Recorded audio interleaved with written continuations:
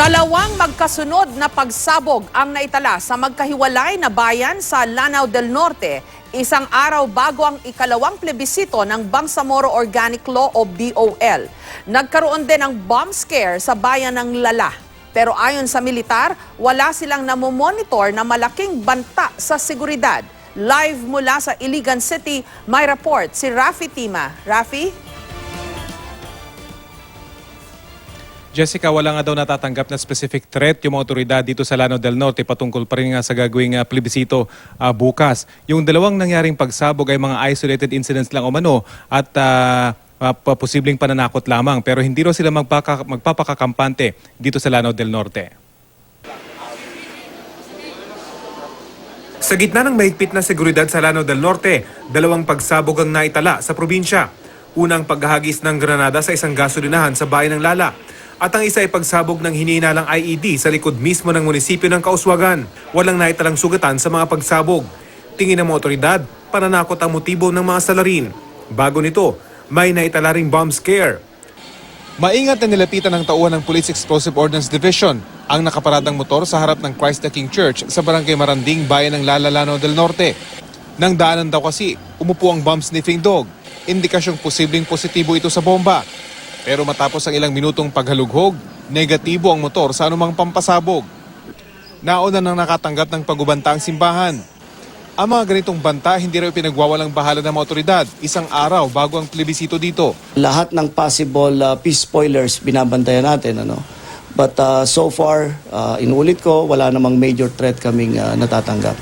Sa gagawing plebisito bukas, 6 na tanong ang kailangan sagutin ng mga taga Lanao del Norte. Payag ba silang humiwalay sa probinsya ang mga bayan ng Baloy, Pantar, Tangkal, Tagaluan, Munay at Nunungan? Ang mga bayang ito ang kabilang sa panukalang makasama sa bubuing Bangsamoro Autonomous Region in Muslim Mindanao o BARM na papalit sa ARMM. Ang mga politiko sa probinsya ng Lanao del Norte, pabor naman daw sa BOL pero ayaw na mahiwalay ang 6 na bayan. Ang MILF naman na may malaking kampo rito, nais maisama ang 6 na bayan para sa bagong autonomous region. Itinatag na raw ng AFP ang task force plebisito para maganda ang koordinasyon nila sa mga magkakatunggaling kampo. Hindi dapat tayong matakot dyan sa mga sinasabi nila magkakaroon ng gulo dahil definitely hindi mangyayari yun. Kanina maagang ipinamahagi sa mga munisipyo ang mga election paraphernalia mula sa Provincial Treasurer's Office. Ayon sa COMELEC, bagamat wala silang naririnig na gurong aatras bilang plebco member, nakahanda na raw sila para rito. We have trained 400 plus PNP personnel to act as pleb committee members just in case may magiging absent or may aatras. No? Pero I don't think aabot tayo at that point. Bukas din pagbobotohan kung isasama sa BARM ang 67 barangay mula sa Alyosan, Carmen, Cabacan, Midsayap, Pigkawayan at Pikit sa Cotabato. Nasa 352,000 ang bilang ng botante sa Lanao del Norte, habang 286,000 naman sa Cotabato. 70% ng bilang na yan ang target ng COMELEC. The stakes are a little different. The stakes are no longer ratification, it's just inclusion. So I don't know that it will necessarily generate the same sort of interest. But we are nevertheless hopeful. Double majority ang kailangan para mapasama ang mga lugar sa BARM. Ibig sabihin, sa Lanao del Norte, kailangang manalo ang yes vote sa mga bayan at sa mismong probinsya. Sa Cotabato naman, kailangang manalo ng yes vote sa mga barangay at sa bayang kinabibilangan nila. When you answer for Barangay Malinaw, you're answering as a resident of Malinaw. But when you answer the questions for the other barangays, you're answering the question as a resident of the municipality. Payag ka ba na yung barangay na yon ay titiwalag sa munisipyo mo? Okay? Dito, ang tanong sa'yo, payag ka bang tumiwalag sa munisipyo? Jessica, kung walang major incident bukas ay inaasahan ng COMELEC na Huwebes ng umaga ay makakanvas na nila yung mga boto dito sa Lanao del Norte at malalaman na kung hihiwalay na yung 6 na bayan dito sa Lanao del Norte o hindi. Jessica? Rafi, basic question. Naintindihan kaya ng mga kababayan natin yung issues at stake dito or di ba kasi ang dami palang inclusion lang itong plebisitong ito kung gusto nilang mapabilang sa BARMM o hindi. Pero doon sa explanation kasi ni James Jimenez, parang iba-iba pala yung mga groupings ng mga barangay, Jessica, no? hindi ko rinig yung katanungan ano dahil nagloloko yung ating override, baka pwedeng matanong Naririnig ulit. mo na ako ngayon, Rafi? Rafi? Okay, maya-maya po babalikan natin si Rafi Tima na nandun pa rin sa Iligan City. Balikan po natin si Rafi Tima kaugnay ng paghahanda sa plebisito sa Lanao del Norte. Rafi, yung tanong ko kanina na hindi mo narinig, the same question I asked Sandra.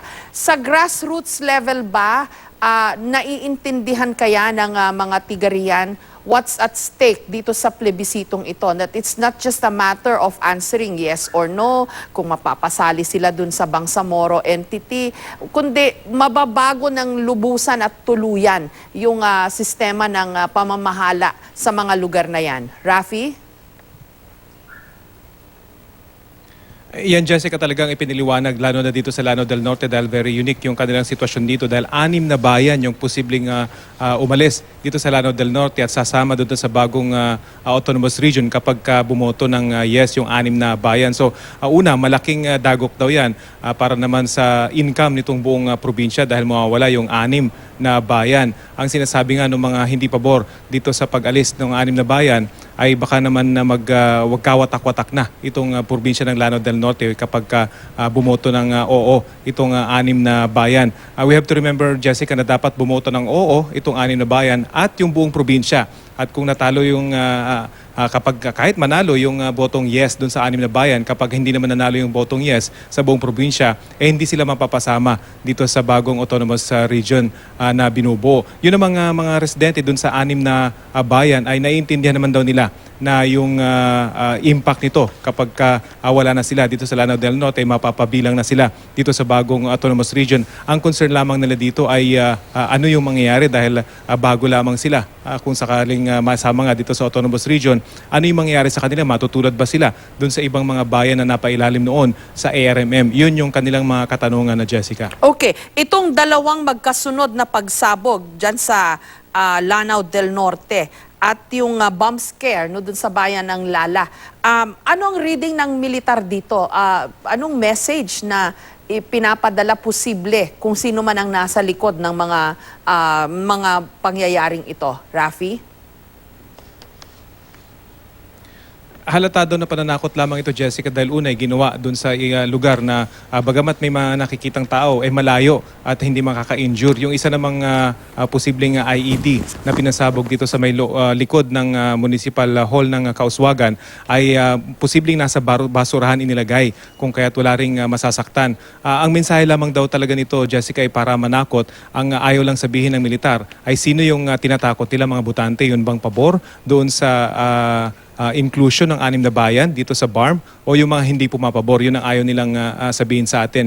Ang sumabog na IED dito sa may likuran ng Kauswagan Municipal Hall ay harap mismo ng isang eskwelahan kung saan merong mga boboto bukas, Jessica. So talagang magbabantay daw sila dito sa lugar na ito, Jessica. Maraming salamat sa iyo at ingat kayo dyan sa Lanao, Rafi Tima.